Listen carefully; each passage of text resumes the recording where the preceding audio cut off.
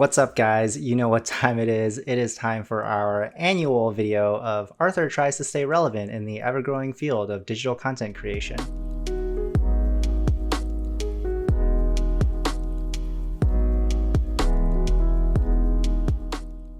I shot some photo and video recently and I don't really know what to do with it all, so you guys get to sit here and suffer through my creative hobbies. So I recently took a trip to Merida, Mexico, and boy, it was an incredible trip. I went with my wife and her family, and before going there I had a bunch of plans to shoot a bunch of photo and video and do all of these things, but like most plans in my life, I ended up just drinking hard alcohol and cheap beer.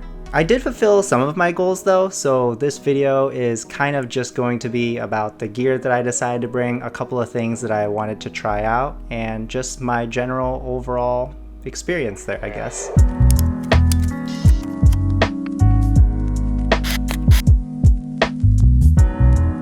For this trip, I decided to bring 3 cameras with me, one of them being the Nikon F2.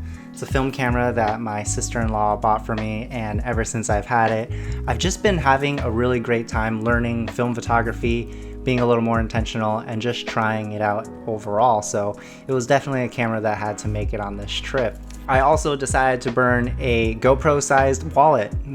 I also decided to burn a GoPro-sized hole in my wallet and pick up the new Hero 10. Something about the ultra smooth capabilities had me really thinking that this would be a fun camera to have in a travel situation. I knew this trip had plans to be around water and we were going to be doing a lot of walking, so I felt like the stabilized video was going to be a pretty cool asset to add to my overall gear that I brought. Just the super minimal size and ease of use, it's literally just like one button and immediately turns on and starts recording, was appealing in the sense of just being able to pick up those quick video clips of the environments that I was experiencing on the trip. And of course, I had to bring my best friend, the Fuji X-T3, which we are shooting on right now. But anyways, enough about gear.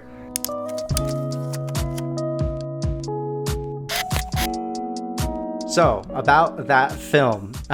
Before going on the trip, I had about 6 shots that I knew I had to wrap. In my head, I thought that I loaded like a Portra 400, so I, metered for 400 ISO and shot at a 400 ISO.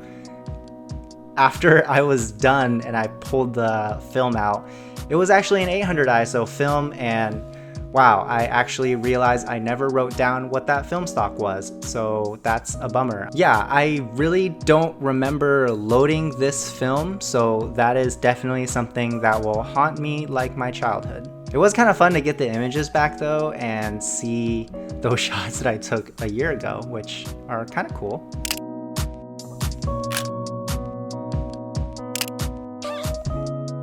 Anyways, so my expectation for the remainder of these Merida shots was sort of the same expectation I would have for a test that I did not study for. Extremely low expectations. These last few frames are definitely the definition of this guy carries a film camera because he wants to look cool and artsy.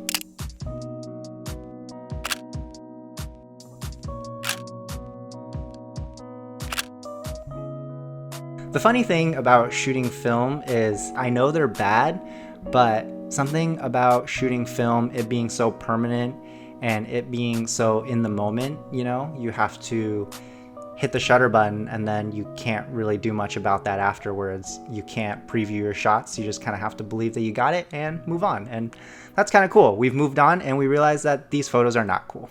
My other roll did not go quite as terribly, fortunately. I decided to finally try out the Kodak Gold 200 that was gifted to me from Mr. Fody. Thank you very much.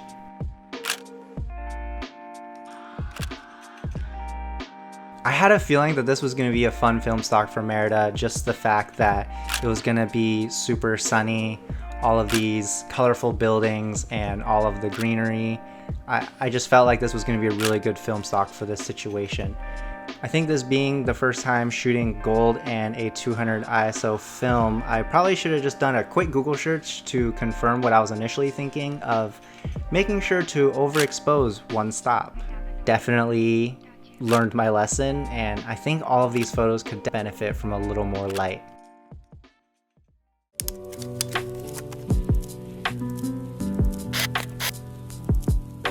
On the same line as shooting Kodak Gold, I decided to do another experiment. Yeah, I don't really take risks in any other parts of my life, so I decided to be a total badass and live life on the edge and only shoot JPEGs on my Fuji X-T3. This was definitely a bold choice for me, given the fact that I am the most indecisive person in the editing process. So I figured, why not just remove that part of me completely and shoot at a specific look. I decided to load up a Fuji Gold recipe. Thank you, Fuji Weekly. The specs are right here into my film profile, film simulations.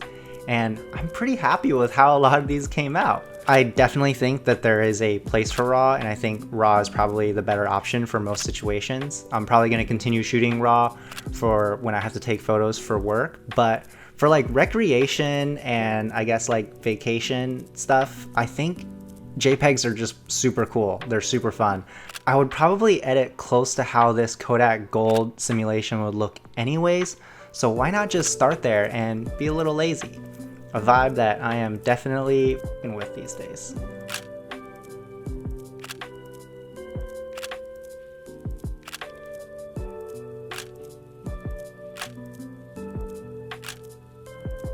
We were in Merida for 9 days, and it was mostly just chilling, eating, walking, and the chilling part was definitely my favorite, especially given the absolute gem that my in-laws booked for us.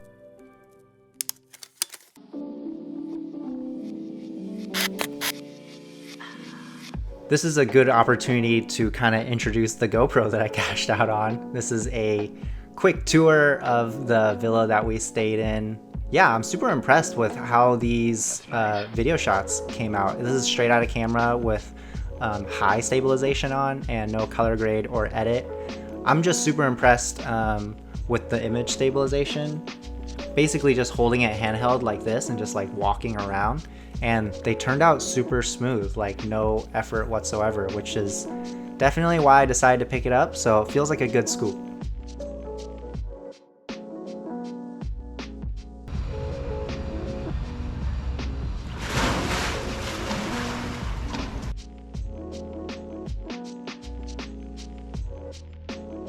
So more on the GoPro, I really think it's a solid travel companion. I really like the size and form factor. It easily fits in your pocket, or just you can throw it into your bag and it'll just kind of fall into whatever loose space is in there. I definitely prefer it over my phone. I will say my phone, my baseline is a Pixel 2, which is a much older phone, and Pixels have never been very well known for their video capabilities, but that's kind of another reason why I think the GoPro is a really cool add to my gear list. I think the GoPro definitely came in on our day trips outside of Merida. There was a lot of walking and a little bit of swimming, so knowing that I had a ultra stabilized waterproof camera that I could jump around with was definitely nice to have. Looking at the footage straight out of camera, it still feels very GoPro. I don't know how to describe it. I think it's kind of the lack of depth of field. I don't know, hard to describe, but after a bit of a color grade and a little extra attention, I think you can get a pretty decent look out of it.